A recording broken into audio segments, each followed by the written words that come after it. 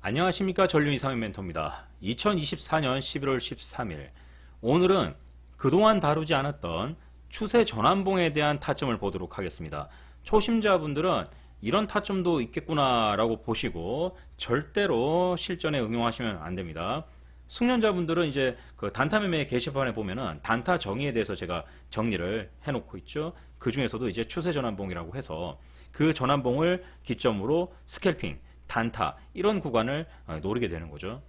GNC 에너지처럼 아침에 이제 거래량도 좋고 그렇게 이제 달리는 종목이 있으면은 딱 봤을 때 어디가 정고점인지 알 수가 없는 상황이 있죠. 일단은 뭐 우리가 이렇게 줄을 하나 딱 그어 놓고 매수세 유입이 되는 시점, 그 다음 이런 식으로 보겠죠. 정고점이 없죠. 눈에 띄는 정고점은 이거 하나밖에 없잖아요. 그런데 여기를 가려고 한다면은 거리상 거의 안 되죠. 오늘은 무슨 수를 써도 이리로는 갈 수가 없습니다. 그러면은 이 타점을 제외하고 주가는 반드시 정고점을 이런 식으로 거쳐가야 돼요. 박살난 종목들 있죠. 이슈에 의해서 완전히 박살난 종목들이 다시 제자리를 찾아가는 과정에서 상승은 이것과는 다른 겁니다. 다른데 이렇게 차트들이 많이 있는 보합 구간, 눌림의 상황에서 올라올 때는 반드시 그 타점을 뚫어줘야 되거든요. 한 단계씩 한 단계씩 올라와 줘야 된다는 얘기죠. 그러면은 GNC 에너지는 분명히 박살나고 과거의 차트들도 있기 때문에 어딘가는 돌파를 해줘야 된다는 그런 얘기입니다. 어디를 돌파를 해줘야 하는가? 물론 그런 자리들은 캔들은 작지만 거래량은 엄청나게 터지면서 어떻게 뭔가 하나 점을 찍어 놓은 것처럼 딱딱 찍어 놓는 거예요. 그 자리를 기준으로 올라가거나 내려가거나 추세의 변화가 감지되는 캔들, 그걸 갖다가 우리가 추세 전환봉이라고 하는데, 추세 전환봉은 몸통의 크기가 관계가 없어요. 클 수도 있고 작을 수도 있는데 우리는 크면 클수록 정고점, 유일 정고점, 직정고점 나눠버리고 아예 뭐 볼품없는 캔들 도치형을 갖다가 추세 전환을 한다고 해서 추세 전환봉, 추세 전환점 이렇게 이야기를 하잖아요. 그러면 줄을 이렇게 딱 그어놓고 찾는 겁니다. 어디를 돌파할 것인가? 거래량의 영역대가 없죠. 특출난 부분이 없죠. 모여있는 구간은 여기입니다. 그러면은 이 안에는 정고점, 유일 정고점, 직정고점 전부 모여있다라는 뜻이거든요. 여기를 확대. 다시 한번 말씀드리지만 이 자리는 상당히 어려운 자리입니다. 여기는 음봉 안되고 그렇죠.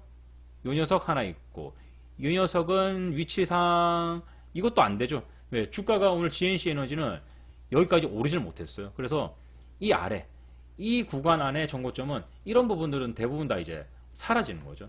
사라지고, 자 이렇게 봤을 때 그러면 가능성 있는 캔들들은 이 안에, 여기는 없으니까 당연히 요 안에 있겠죠. 여기 헌데 여기와 여기 다시 깔끔하게 체크할게요. 이 부분은 애초에 주가가 안 맞죠. 왜? 우리가 가이드라인을 정해놓고 이 근처에서 찾아야 되는데 이 아래로는 아무 의미가 없게 되잖아요. 그러면은 우리가 찾았을 때, 근사치로 찾았을 때 4월 3. 왜? 꼬리가 여기 있으니까 타점이 이 안에 있을 수 있잖아요. 그래서 하나, 그 다음 4월 4일. 4월 4일은 우리가 여기서부터 체크를 할게요. 4월 3일자 거래량 양봉. 그 다음 4월 4일자 거래량 음봉. 아니죠. 그러니까 그 다음 위에 4월 5일자 거래량 양봉, 4월 9일자 거래량 양봉. 그러면은 여기 이렇게 세 개의 타점을 체크를 할 수 있겠죠. 그렇죠?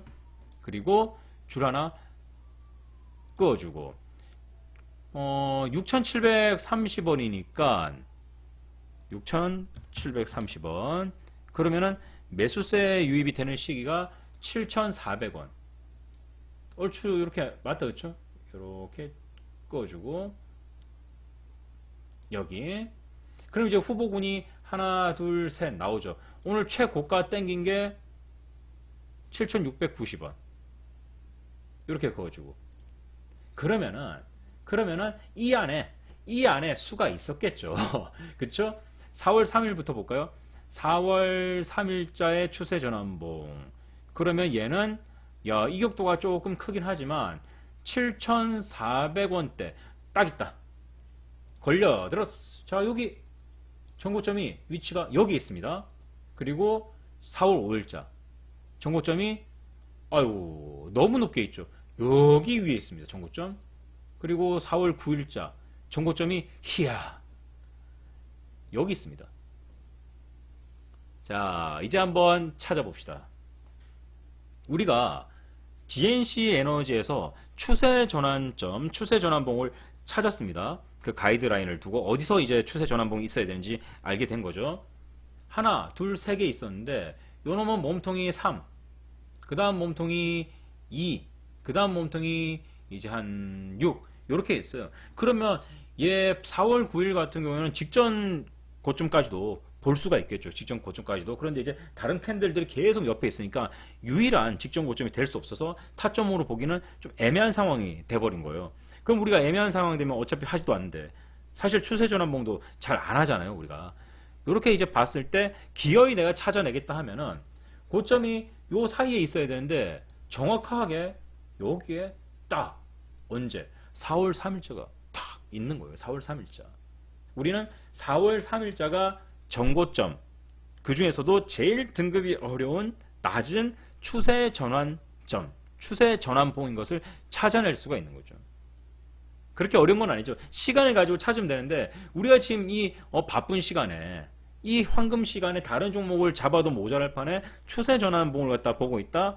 그건 사실 말이 안 되는데 여러분들이 학습 효과 언젠가는 이런 부분들도 우리가 타점을 잡잖아요. 그럴 때 이제 찾았습니다. 4월 3일자라는 추세 전환봉을 찾았죠.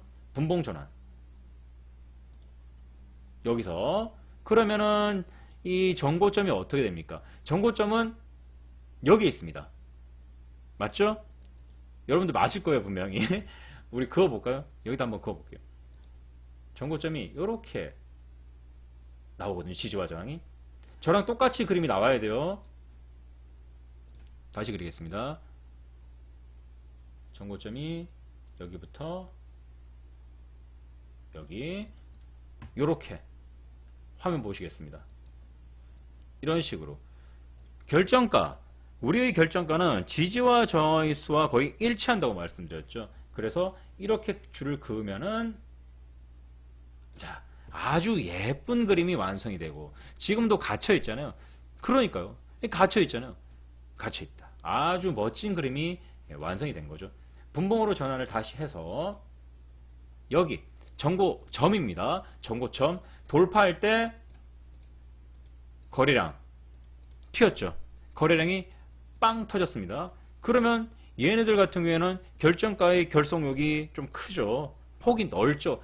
그러니까 어떻게 되겠어요? 매수 타점은 아래로 내려가는 거죠. 아래로. 그래서 이 부분 매수, 매도, 매수, 매도. 신호물량이니까 신호물량, 매도. 이런 식으로. 아니면 여기서 반땅이니까 매수 시작, 매도.